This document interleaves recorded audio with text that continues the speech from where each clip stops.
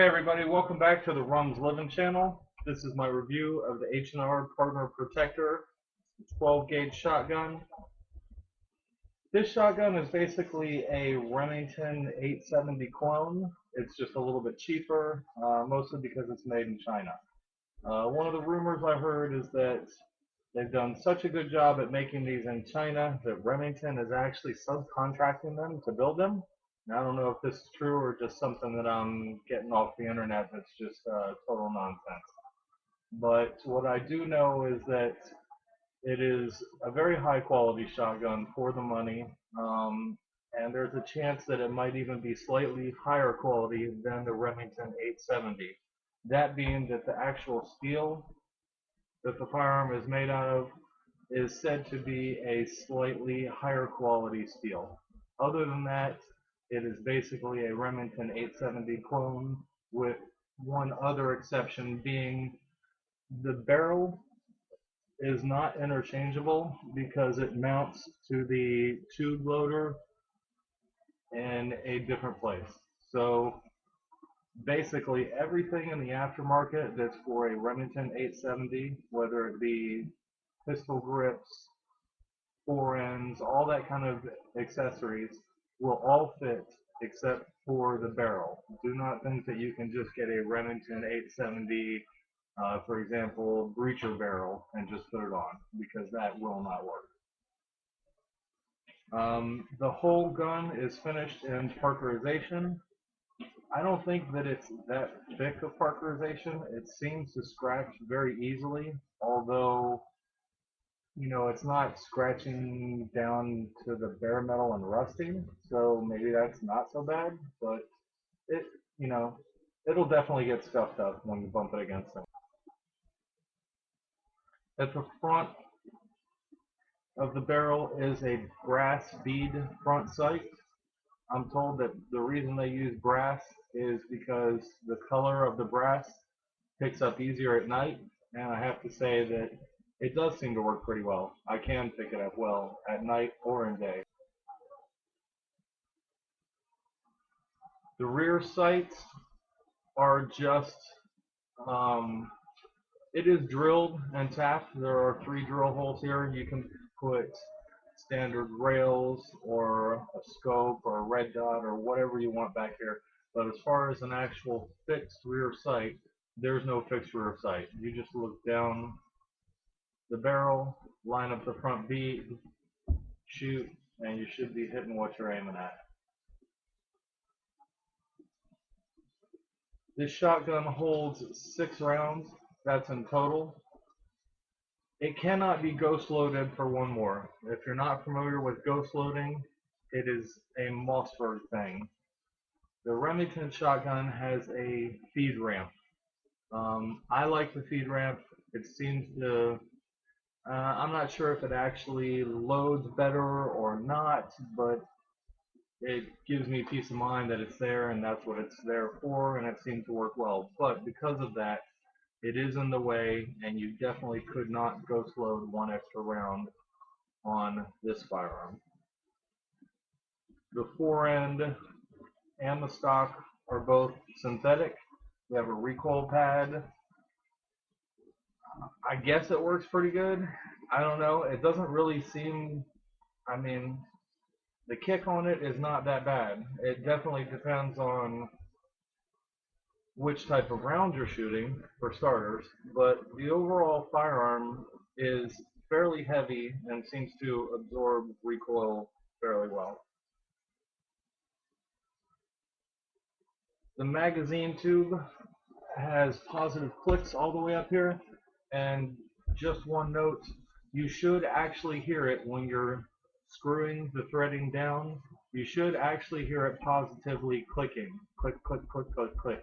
If you do not hear that, then your plunger tube has been pressed down just a little too far, and I don't think it'll actually keep the firearm from working, but what it could do is prevent you from getting the full amount of ammunition in the magazine tube that you wish to have and that it should hold. What it's doing is it's basically just caught too far back, about a 1/4 inch, and it's not making a positive click sound. So when you either clean your firearm or get far enough up here, if you're ever wondering, do I hear the positive click sound or not? The answer is you definitely want to hear the positive clicking sound as you're threading it back on. While I'm in that area, it definitely has sling swivel mounts, front and rear, 2 points. The magazine pump release is located right here on the left. You don't push it out to the left or right, you simply push it straight up. The safety is mounted right here on the trigger guard. While I'm on the trigger guard, one of the other notable differences between the Remington shotgun and the H&R Pardner is that this trigger guard is all metal. It is all made out of metal. I don't have a Remington 870, but I've been told that it's plastic on the Remington 870. So that's one other area of detail where this gun does step up. The rounds that you can fire out of this firearm include 2-inch shorties, 2 3/4, which are your main basic 12 gauge shell, and you can also shoot 3-inch shells. And if you're new to shotguns, you may hear that this shotgun takes magnum shells. If you're not aware, it's not stupidity, guys, it's just ignorance. You haven't learned, nobody's told you yet. Basically, a 3-inch shell is a magnum shell, period. Magnums are 3 inches. So this firearm can accept magnums. It can take the 3-inch load. Right here, just for example, what I have, I generally use 3-inch Magnum double-aught buckshot. I also use 2 3/4-inch hollow point rifled slugs. I also use, they're by Century, but there may be other manufacturers that make basically similar round. It's called Buck and Ball. It puts out one large ball that's around, I think it's around a 38 caliber, and behind it are maybe 5 or 6 other buckshot type loads. What it does is it puts one hard hit in the center and the rest scatter around, making the larger diameter wound. And this is I think it's called Dragon's Fire. Sometimes they call it Dragon's Breath, but I think it's called Dragon's Fire. It's said to be the flamethrower round. It's kind of cool. I got some just because, you know, when you get into shotguns, there's all kinds of ammunition out there, and have fun with it, guys. But just be careful that you don't put something that's not meant to be in your shotgun. This is a smoothbore, non-rifled barrel. Pretty much the only thing, as far as my understanding, is you may not be able to put sabots. I think they're SAB or SABBOT. What they are is a type of slug that has a fin on the rear of it to help stabilize it in the air. I'm pretty sure that I've read that you're not supposed to use sabots in smooth bore shotguns. But don't hold me to it. Do your own research on that. Inside the synthetic stock, and this holds for a lot of your stock, guys, don't forget that inside this area, it's usually hollowed out to save weight. If you take the 2 screws out to get the recoil butt pad off, there's a whole lot of storage in here. You can keep maybe extra rounds, money, survival fishing gear. Basically what I put is just, a quick little survival pack in here. For you, that may be a little bit of money, and maybe something as simple as fishing line and a hook. But just don't overlook the fact that there is built-in storage here. You can use it. Sure, it'll add a little bit of weight to the firearm, but you're not really going to notice it because it's relatively heavy anyway.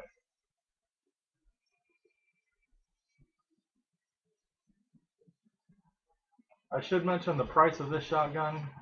I got it for $179. I'm pretty sure that that's a general price that you can get it around. If you're paying a whole lot more than $179 for this, you may want to look at other places. It's some of the best money spent in the firearm world, in my opinion. You this this can serve as home protection. This can serve for hunting. This can serve so many roles and so many different functions. You can hunt large game with it, with some slugs, some small game with bird shot, or heavy game load in between for like rabbit or squirrel maybe. Um, it's just extremely versatile. Out of all the firearms that I have, if I just forget about the price, like if the SHTF happens, or let's say better yet, my house is burning down and I got to get what I can out. I can't carry all my firearms out real quick, but it doesn't matter how inexpensive this firearm is. It's going to be one of the first that I grab for sure. It is it is one of my favorite firearms to own, and it is probably definitely my favorite firearm just to go out and shoot. It's a lot of fun. If you have not gone out shotgun like skeet shooting or just shooting in general with it, let me just warn you, it is highly addictive. For example, when I was checking for local ranges around the area, one of them said that they had skeet and trap shoot, and I thought, who cares about that? I just care about the rifle range, I care about the pistol range. I don't care about that. Well, the first time you go out and throw up a can or a clay pigeon and hit it down, let me just warn you that you may be a complete addict to shotgun shooting. Um, the only other thing that could even come close is maybe 22 Plinken, but it is a lot of fun. It is a great firearm to own. I'm very proud to have it in my collection. And if you guys have any questions about it, please just write a message and let me know what your questions are. I'll definitely get back to you. There's not too many people commenting right now that I can't get back to you. If you have any questions, I don't care if you think it's silly as, a Magnum versus 3-inch. There are no stupid questions, only ignorant questions, and you can take care of that real quick by asking me. So guys, thanks for tuning in. Once again, this is the H&R Pardner Protector. I believe it's formerly known as the New England Firearms Pardner Protector, but it is now known as the H&R Pardner Protector 12 gauge pump shotgun. Thanks for tuning in to Rum's Living.